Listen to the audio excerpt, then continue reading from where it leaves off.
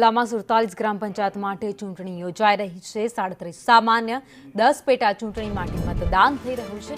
સરપંચની 45 બેઠક માટે 119 ઉમેદવાર મેદાને છે। વોર્ડ સભ્યોની 262 બેઠકો માટે 611 ઉમેદવાર મેદાને છે।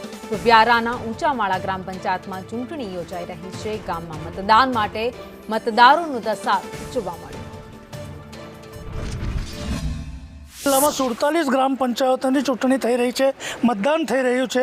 105 જેટલી મતદાન મથકો પર મતદાન થઈ રહ્યું છે।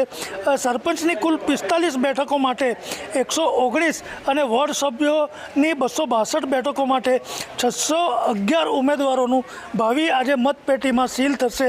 અહીં આપ જોઈ શકો છો આ ઊંચામાળા ગ્રામ પંચાયતની ચૂંટણી છે અને અહીં જે ગ્રામની અંદર જે મતદાન મથક આવ્યું છે તેમાં મતદારોનો સંપૂર્ણ ધસારો જોવા મળી રહ્યો છે અને જે લાઈનો લાગી છે, કતારોમાં મતદાન કરવા માટે મતદારો આવી પહોંચ્યા છે। ત્યારે જિલ્લામાં જોવા જઈએ તો હાલ શાંતિપૂર્ણ રીતે મતદાન થઈ રહ્યું છે। અનુપ ભટ્ટ, સંદેશ ન્યૂઝ, તાપી।